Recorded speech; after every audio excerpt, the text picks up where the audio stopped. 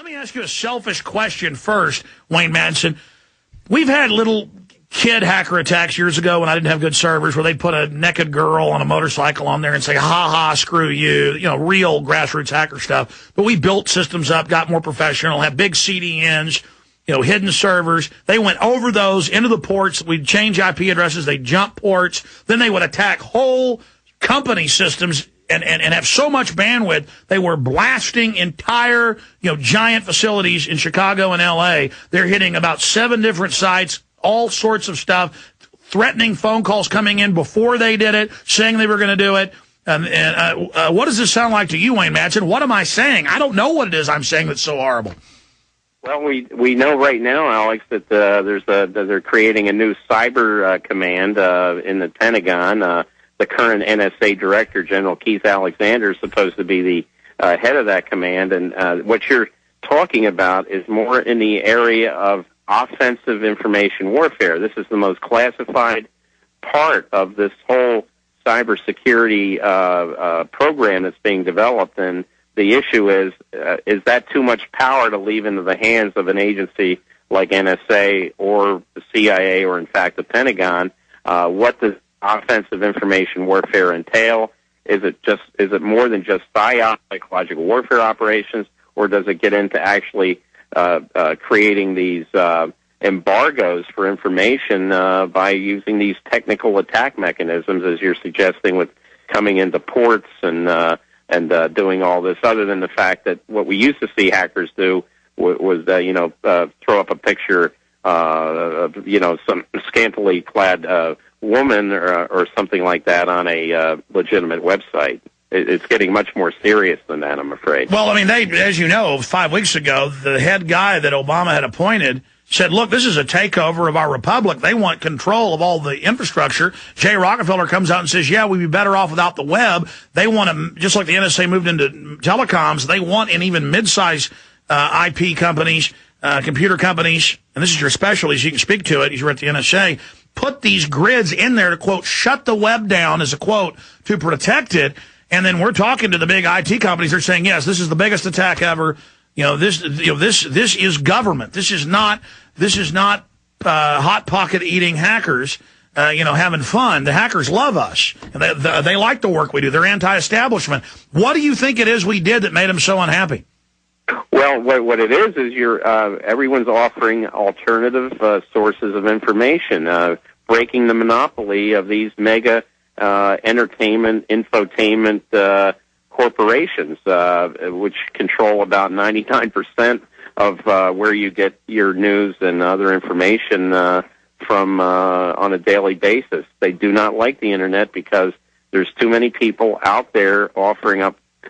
Now, I'm not talking about all bloggers, but the media blogs are offering up alternative sources of information, and it's causing problems for the oligarchs who always thought that just by picking up a telephone and talking to a newspaper publisher or a bureau chief, they could kill stories. They don't have that capability any longer, and they don't like this. They don't like this new media.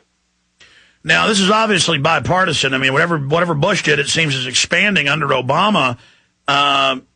And I know you know about the Jay Rockefeller stuff. Where do you see this cyber command going and openly saying the Pentagon and NSA are going to run domestic networks and spy without warrants? And he's protecting Bush on that and protecting Bush on torture. But we're not discussing that in the news because it's all the flu. Right. Well, we saw this when during the Clinton administration, when we strenuously fought against the Clinton administration's attempt to have anyone who wanted to use encryption to cover their communications, you would have to possess a government key where the government could go in and say, give us a key so we can break the encryption. We fought those battles under Clinton. Then, of course, Bush came in, and it seemed like those battles were just, with what Bush pulled off, were just almost a moot issue. But now we see with this administration some of those same players involved with the Clinton administration and pushing this sort of technical surveillance capability have come back. They're back in these federal agencies, and they're pushing that same agenda of surveillance. They're going for broke. Do you think they'll be successful, quote, taking over the infrastructure of the Internet? I don't think so, because the Internet, one thing we know about the Internet, it's dynamic. It was actually engineered, created by the Department of Defense to withstand a nuclear attack. That's the architecture of the Internet. And I don't think anything that the government can throw up will be able to actually stop this. And they also don't, they're not bargaining on something else. There's a lot of high-tech money in the Bay Area, especially. A lot of these people are very libertarian. And if they do try to control the Internet, I know what's going to come down the pike. There's going to be Internet 2. This is the one that the government doesn't have any control over, and I think that's just what we'll see. We'll see somebody come up with a form of communications that the government can't keep its, can't get its hands around. So you're talking about a technocrat rebellion, and you'll have all these old globalist dinosaurs, sitting there 90 years old with their mistresses going, Wilford, get me my butler. Shut them down immediately. Let's talk about the flu with Wayne Madsen. Is it a bioweapon? Was it designer? Stay with us. You're listening to GCN, the world leader in independent talk radio. WayneMadsenReport.com. I want to get into, is this a designer virus? Why do you have these different world leaders saying that, like the Indonesian president? And the doctors and scientists, virologists I'm talking to says it's clearly engineered. It came out of the wrong hemisphere, wrong time of year. Usually you see these things develop and mutate, and you'd see its history, its pedigree of mutations. This is just out of the blue, and you only see vaccine companies busy making things just like this and bragging about it in the last 5 years, and then magically having vaccines that are already ready. That's pretty unusual, to say the least. But, of course, they don't have a motive or anything to sell vaccines. What do you think's going on here? Well, I got to say, this story kind of caught up with me by surprise. I was in the process last week of investigating the so-called suicide of this Freddie Mac CFO. I was looking into some other issues, and I met a journalist with one of Mexico City's largest newspapers, and he was very nervous about something. I said, what's going on? And he started talking about swine flu. I got to say, I hadn't heard about it. I turned around to looked on the television, and that's what CNN was covering. What he told me was he had been in contact with a top UN scientist who's actually been in Democratic Republic of Congo looking at Ebola, hot zones, outbreaks, also HIV. And he said the problem with this was that it was the vector transmission on this particular flu did not meet all the natural occurrences. It looked to this scientist as though it had been engineered. It was not coming from swine to human, but it was human to human contact.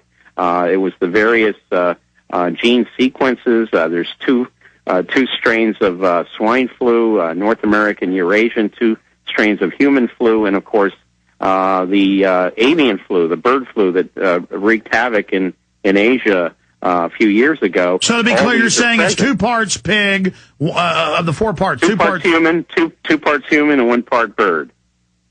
And he said that does just his experience with Ebola, which the scientists apparently thought was also a product of biological warfare research.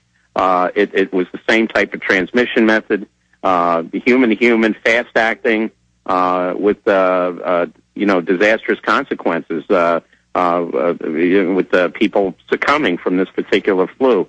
When I started checking into it, I contacted a friend of mine who's a journalist in Jakarta, because, of course, that's where they had some experience with bird flu, and, of course, his contacts in the health ministry in Indonesia, and we had the health minister of Indonesia basically say this looks to be man-made. They thought that the Indonesian health ministry thought with bird flu and with this swine flu that this could be being spread by people who want to increase profits for pharmaceuticals. Well, let me expand on that. This is from Tuesday evening. It came to us, and then I got it and confirmed and talked to the person yesterday and didn't really know what I had till last night. But this talked about the boy that was about to die in Houston, and we have the name of the medical doctor here, and it's an internal state document that I got from a school administrator.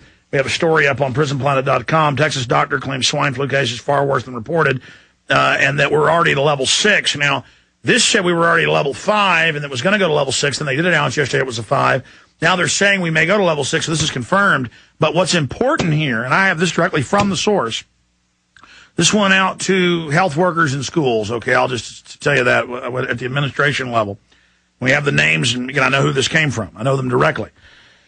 And it says don't distribute this under all these penalties and all that. And it says that normally it infects 10 to 15% of people it comes in contact with. This is a clinical attack rate, maybe more around 40 to 50%. They're saying we have never seen anything like this. They say, and he goes on to say, this is a doctor. This is just unbelievable with the state. But a 23-month-old here is fighting for his life, and a pregnant woman just south of San Antonio is fighting for her life. The baby did die the next day.